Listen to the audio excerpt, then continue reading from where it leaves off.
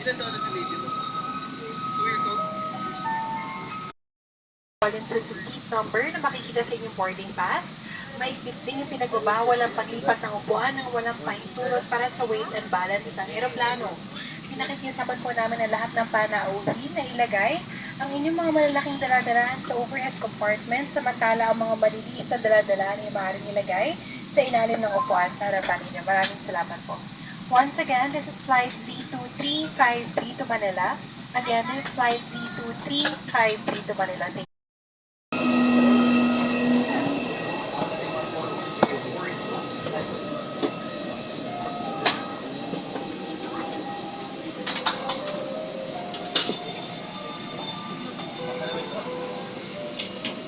Excuse, ma'am.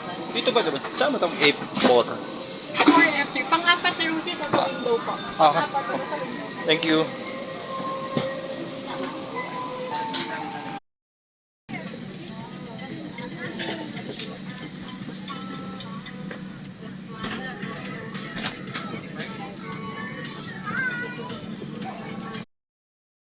Sa flight ng AirAsia ay mahigpit na ipinagbabawal. Maraming salamat po.